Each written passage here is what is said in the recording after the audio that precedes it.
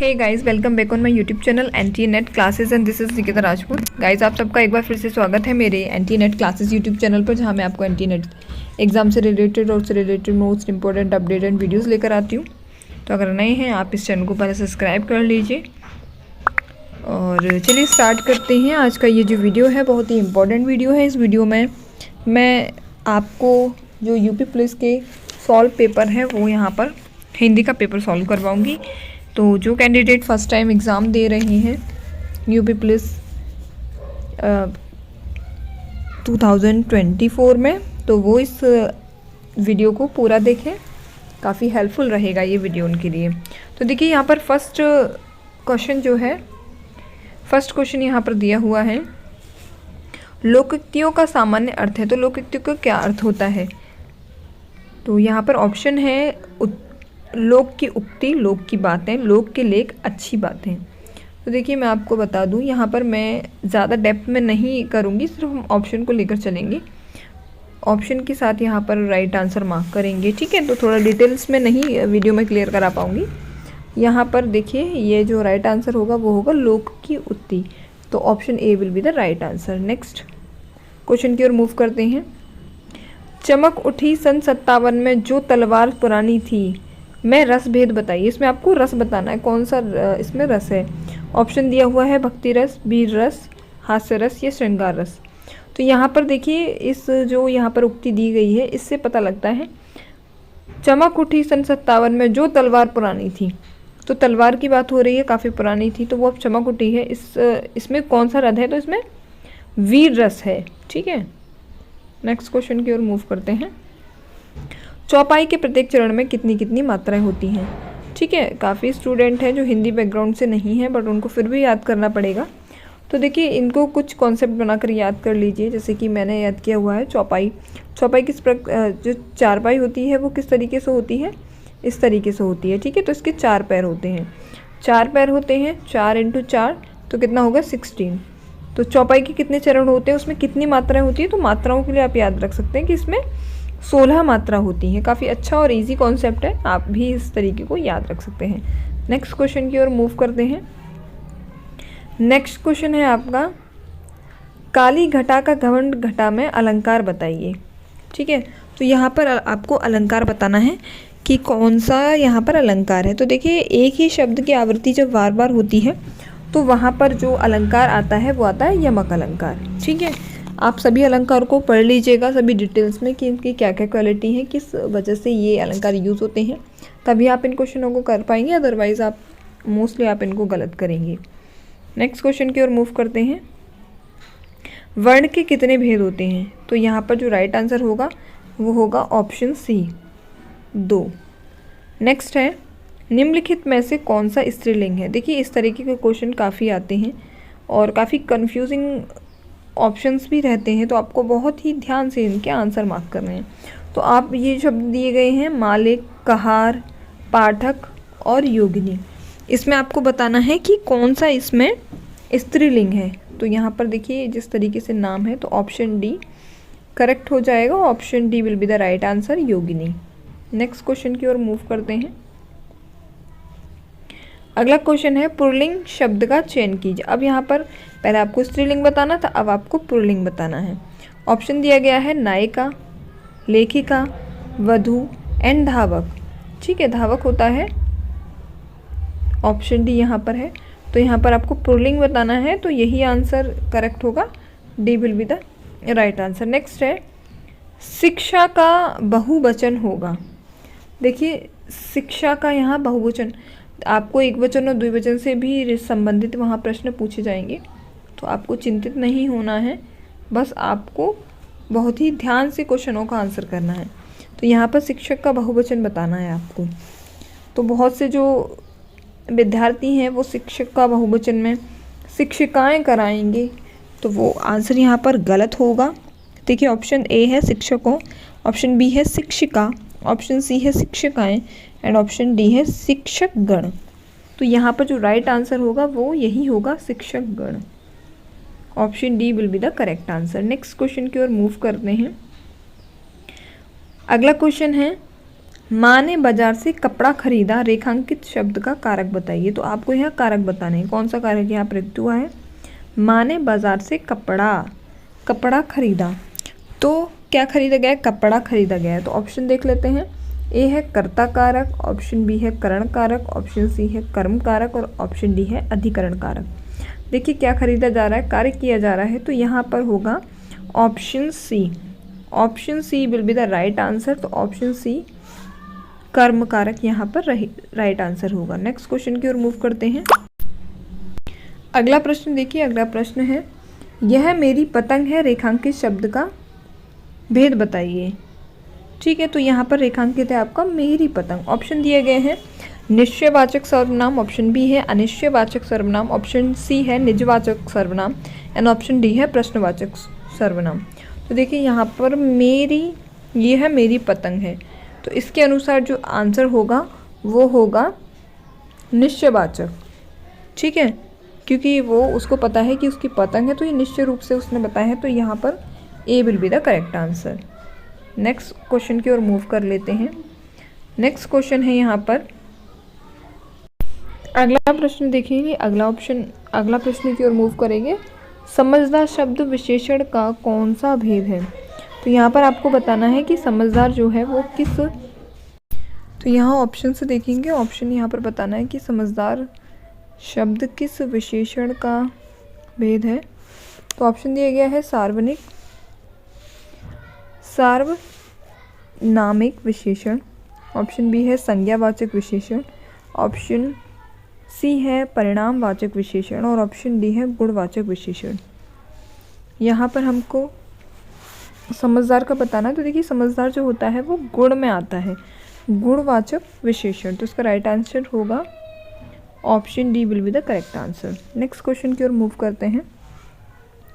Next question है चर्चा शब्द से बना विशेषण। देखिए विशेषण का यहाँ क्वेश्चन देखने को मिला है और ये क्वेश्चन आपको आने वाले एग्जाम में भी देखने को मिलेगा विशेषण से संबंधित। ऑप्शन यहाँ पर दिए गए हैं चर्चाएं, ऑप्शन बी है चार्चा, ऑप्शन सी है चर्चित एंड ऑप्शन डी है चर्या। तो विशेषण क्या होगा यहाँ पर, विशेषण देख लेते हैं। तो इसका जो राइट आंसर होगा विशेषण चर्चा का है चर्चित, यानी option C will be the correct answer. Next question की ओर मूव करते हैं। धातु किसे कहते हैं? ऑप्शन देखिए क्रिया के मूल रूप को, ऑप्शन बी है क्रिया के सामान्य रूप को, ऑप्शन सी है क्रिया के उत्तम रूप को और ऑप्शन डी है क्रिया के संपूर्ण रूप को। तो धातु क्या होता है? धातु होता है क्रिया का मूल रूप। ठीक है, तो जो क्रिया होती है उसका मूल रूप धातु कहलाता है। तो option A will be the correct answer. Next question की ओर मूव करते हैं। क्वेश्चन है भूतकाल के कितने भेद होते हैं? तो भूतकाल के अगर आप हिंदी में देखें तो हिंदी में आपके भूतकाल के 6 भेद होते हैं। तो option B will be the correct answer. Next question की ओर मूव करते हैं। तद्भव शब्द बने हैं। देखिए तत्सम तद्भव से संबंधित एक प्रश्न वहाँ पर देखने को मिलेगा। ऑप्शन देखिए हिंदी के मूल शब्दों से, ऑप्शन बी है विदेशी शब्दों से, ऑप्शन सी है हिंदी शब्दों में बदलाव से एंड ऑप्शन डी है संस्कृत शब्दों में कुछ बदलाव से। तो देखिए यहाँ पर जो राइट आंसर होगा आपका वो होगा ऑप्शन डी, संस्कृत शब्दों में कुछ बदलाव से। ठीक है, संस्कृत शब्दों में जो हम बदलाव करते हैं उससे, संस्कृत शब्दों में कुछ बदलाव से जो सब होता है वो तद्भव होते हैं और जो हम बोलते हैं वो आपके तत्सम होंगे, इनके अपोज तत्सम रूप होंगे। जैसे यहाँ देखिए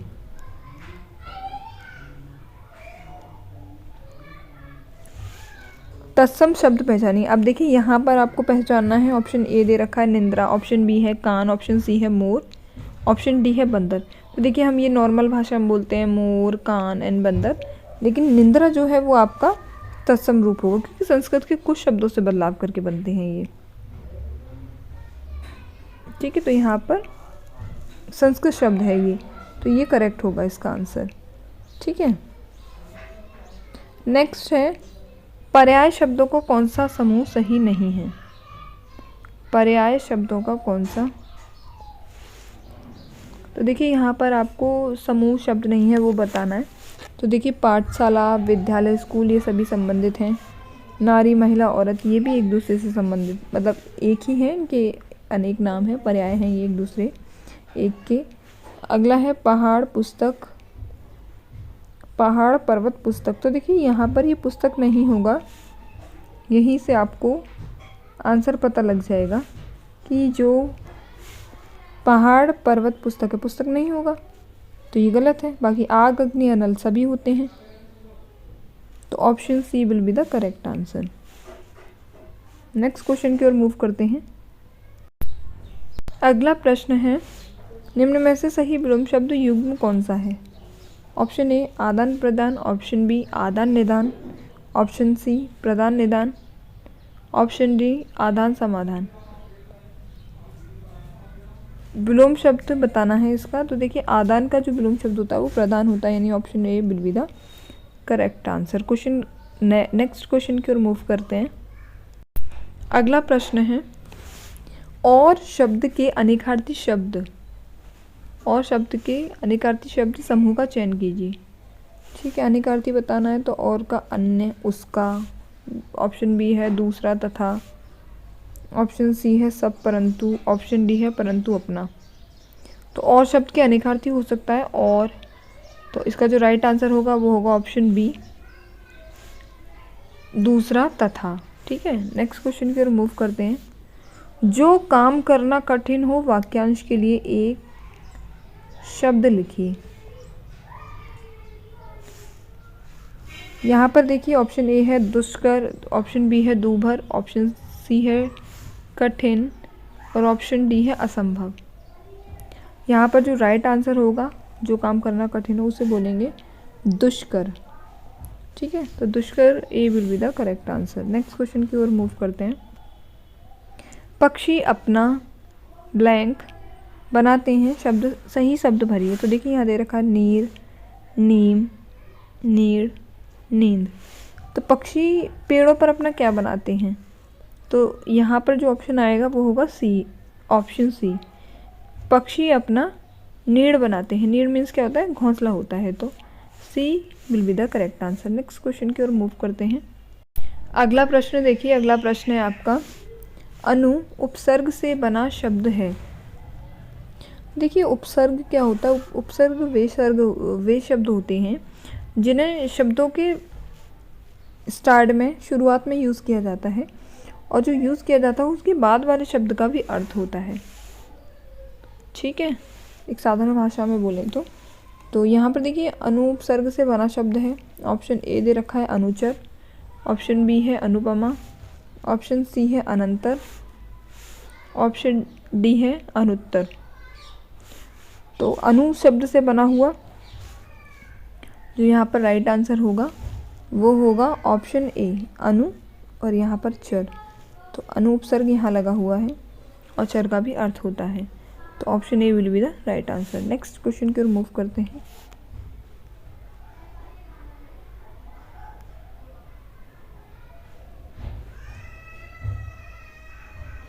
अगला शब्द देखिए, अगला प्रश्न है, भुलक्कड़ शब्द में किस प्रत्यय का प्रयोग हुआ है? अब प्रत्यय क्या होता है? प्रत्यय वे शब्द होते हैं जो किसी शब्द के अंत में लगाए जाते हैं। तो जैसे कि यहाँ पर लगाया गया है, तो ऑप्शन देखिए ए भू, बी ड, सी अक्कड़, ऑप्शन डी भूल। तो राइट आंसर देखना है आपको। राइट आंसर जो होगा यहाँ पर, तो भुलक्कड़ का जो राइट आंसर है वो है अक्कड़, यानी option C will be the correct answer. Next question की ओर मूव करते हैं। गीतांजलि का सही संधि विच्छेद है। गीता धन अन्य, गीता धन जली, गीतान धन अंजलि, एंड ऑप्शन डी है गीता धन अंजलि। तो इसका जो है राइट आंसर बताना है। राइट आंसर क्या होगा इसका? यहाँ पर जो राइट आंसर होगा वो आपका होगा ऑप्शन डी, गीता धन अंजलि। तो option D will be the correct answer. Next question की ओर मूव करते हैं। सभी मिलकर स्कूल जाते हैं वाक्य का शुद्ध रूप होगा। यहाँ पर है सभी मिलकर स्कूल जाता है वाक्य का शुद्ध रूप होगा। अब देखिए सभी मिलकर है तो स्कूल जाता तो नहीं होगा। देखिए क्या हो सकता है, ऑप्शन ए दे रखा है सभी मिलकर स्कूल गए, सभी मिलकर साथ स्कूल जाते हैं, सभी मिलकर स्कूल जाते हैं, सभी साथ स्कूल जाते हैं। तो इस क्वेश्चन का आप मुझे कमेंट करिएगा कि इस क्वेश्चन का क्या राइट आंसर होगा। ये क्वेश्चन आपके लिए है। नेक्स्ट क्वेश्चन की ओर मूव करती हूँ मैं। कौन सा समास है? अगला प्रश्न देखिए, रसोई घर में कौन सा समास है? ठीक है, ऑप्शन ए अव्ययी भाव, ऑप्शन बी तत्पुरुष, ऑप्शन सी द्विगु और ऑप्शन डी द्वंद्व। तो रसोई घर में कौन सा समास है? तो ये तत्पुरुष समास है, यानी option B will be the correct answer. यहाँ पर दोनों ही अगर इस शब्द को ब्रेक करके देखें, तोड़ के देखें, तो दोनों ही के अलग अलग अर्थ हैं। ठीक है, तो ये तत्पुरुष होगा। अगर आप चाहें तो मैं समाज से रिलेटेड वीडियो लेकर आऊँगी। अगर आपका ये कॉन्सेप्ट क्लियर नहीं है तो आप मुझे कमेंट करें। मोस्टली आप रिवीजन कर रहे हैं तो आपको इसकी आवश्यकता नहीं होगी। नेक्स्ट क्वेश्चन की ओर मूव करते हैं। अगला प्रश्न है, मैं खाता हूँ कर्मवाच्य रूप होगा। मैं खाता हूँ में कर्मवाच्य बताना है आपको। ऑप्शन ए है मुझसे खाया जाता था, बी है मेरे से खाया जाता है, ऑप्शन सी है मुझसे खाया नहीं जाता है, और ऑप्शन डी है मुझसे खाया जाता है। ठीक है, यहाँ पर कर्मवाच्य बताना है। तो क्या हुआ है यहाँ पर राइट आंसर जो आप होगा, इसका राइट आंसर होगा मुझसे खाया जाता था। ठीक है, तो कर्मवाच्य रूप में ये इस प्रकार से बदलेगा। अगला देखिए, अगले क्वेश्चन की ओर मूव करते हैं। अगला प्रश्न देखिए, अगला प्रश्न है, मैं रोज़ पढ़ता हूँ वाक्य में क्रिया विशेषण का भेद बताना है। तो देखिए ये सामान्यतः 7 प्रकार के होते हैं। ठीक है, क्रिया विशेषण के भेद। यहाँ पर हमें ऑप्शन दिए गए हैं। ऑप्शन ए स्थानवाचक क्रिया विशेषण, ऑप्शन बी रीतिवाचक क्रिया विशेषण, ऑप्शन सी कालवाचक क्रिया विशेषण, एंड ऑप्शन डी परिणामवाचक क्रिया विशेषण। ठीक है, तो देखिए यहाँ पर क्या पूछ रहा है, मैं रोज़ पढ़ता हूँ। तो यहाँ पर रोज़ दिया गया है, रोज़ से मतलब है प्रतिदिन। तो यहाँ पर जो राइट आंसर होगा इसका वो होगा ऑप्शन सी कालवाचक क्रिया विशेषण। अगले क्वेश्चन की ओर मूव करते हैं। अगला प्रश्न देखिए, अगला प्रश्न है, निम्न में से कौन सा योजक चिन्ह है? अगला प्रश्न देखिए, अगला प्रश्न है, निम्न में से कौन सा योजक चिन्ह है?